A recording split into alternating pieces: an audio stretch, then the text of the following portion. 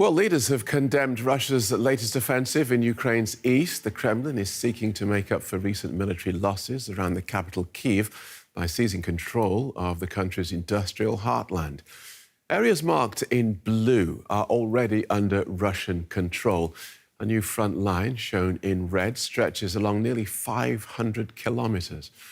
Moscow says securing the Donbas region is now the main goal of its so-called special military operation.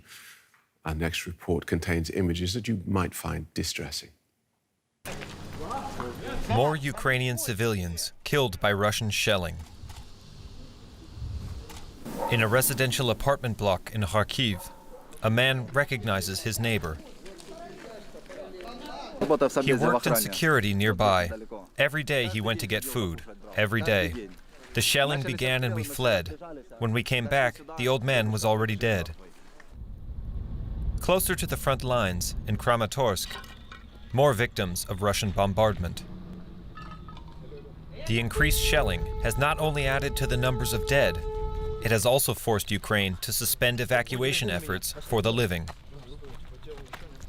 To the south, only one part of Mariupol still remains in Ukrainian hands: the Azovstal metalworks. The Azov battalion, who are holding out against Russian forces, say they're protecting civilians, hiding from the bombs in a bunker below the metalworks. Their accounts of life under siege. My youngest child cries at everything. He twitches in his sleep. He and the eldest are starting to get depressed. They miss their peaceful life. It's been really frightening lately. Frightening even to go out to use the toilet. To those who are responsible for this war, who unleashed this war against us, I wish they would have to go through all this pain themselves, and their children too. Russian state media claim that 120 civilians from the Azovstal plant left on Tuesday via humanitarian corridors. But Mariupol's city council said more than 1,000 were taking refuge here. An advisor to Ukraine's president says Russia has begun firing bunker-busting munitions at the shelter, which may still be harboring children. Well, a commander of Ukrainian Marines in Mariupol has appealed for international help to get his forces out of the besieged city. In a video message, Major Serhiy Volina said his forces could be facing their last days, if not hours. We appeal to the world. It could be the last appeal of our lives. These could be our last days, if not hours. We appeal and plead to all world leaders to help us. We ask them to extract us from here and to take us to the territory of a third-party state. Well, with access to Mariupol all but cut off, our correspondent Rebecca Ritters is following the latest developments from Kyiv. I asked her what she's hearing about the devastated port. It's really coming down to the wire for that besieged city, as you just heard, Phil. That commander there pleading for their lives, saying that they really only have days, if not hours, left. We know that the Ukrainian soldiers are outnumbered at least 1 to 10, and the Russians have been bombarding that city for weeks. They are, of course, holed up in that Azov steel plant with a vast network of warehouses and underground tunnels. There's believed to be around about 1,000 civilians also taking shelter down there. But as you heard in that report, Russians now trying to use bunker-busting bombs to try and get underground to really be able to reach those soldiers remaining there underground.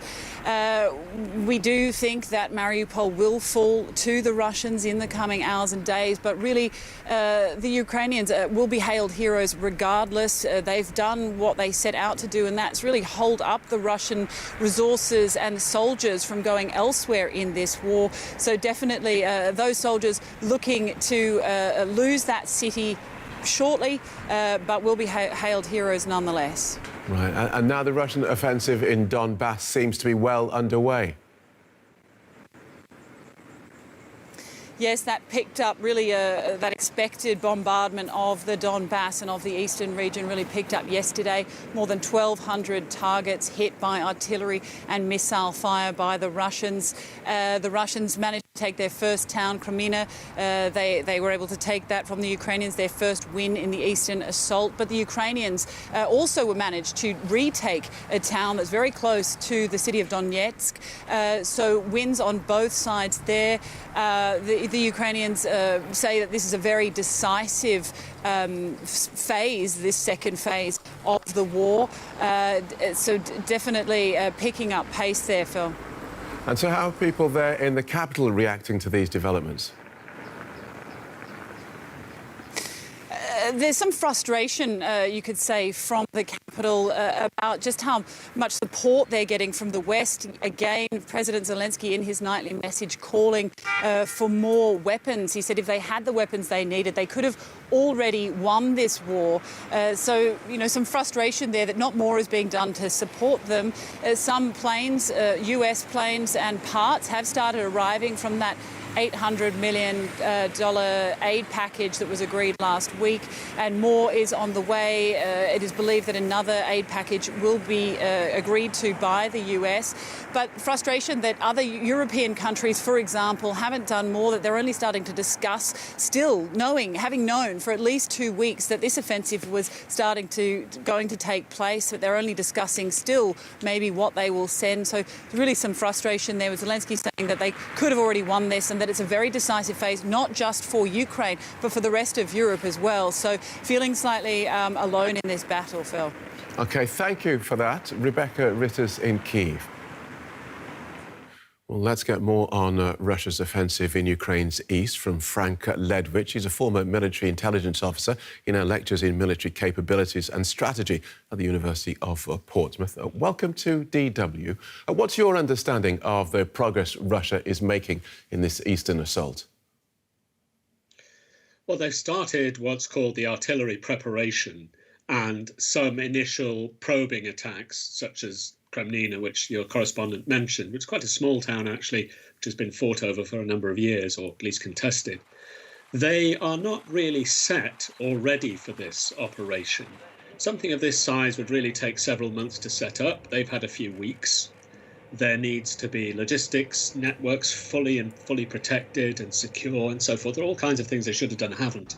It speaks actually of a lot of pressure on the Russians to get things done, and I think that's going to backfire on them.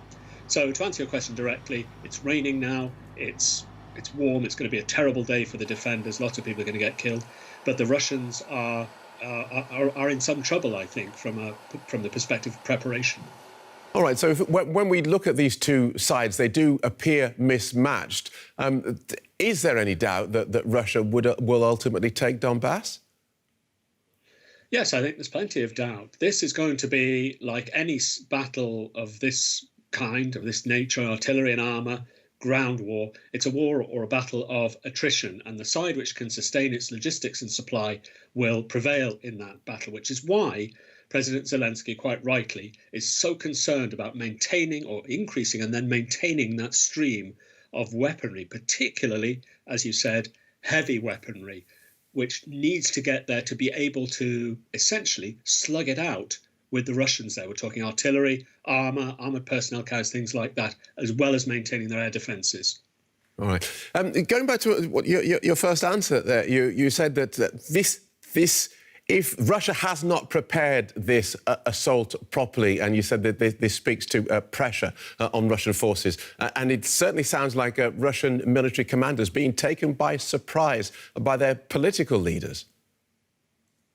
Yes, I think, well, strategically speaking, that's certainly the case. It's perhaps taken more by surprise by their appalling rout in the north and being forced to reallocate the axis of the main attack to the south. And you would expect, really, this preparation phase to have taken a couple of months, and we've had it in a couple of weeks.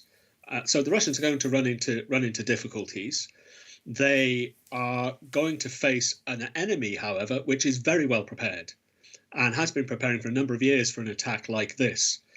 And, of course, an enemy that's demonstrated itself to be operationally and tactically far more efficient if they're given the weapons to complete their task, which at the moment is in the balance, that this issue of supply of weaponry.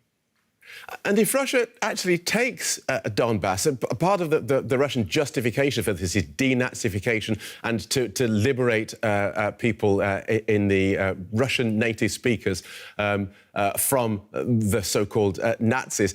What sort of welcome will they get once they're there, given that Ukrainian forces have been fighting Russian proxies to a standstill for years? Yes, very interesting question, Phil. It's worth mentioning, I think, that Mariupol, which is now in flames and much of it in rubble, with many thousands of its citizens dead, was traditionally considered a very pro-Russian city. And many people, I would suspect, I don't know, but in Donbas will maybe looking at that and thinking, well, have we been backing the wrong side? But who knows?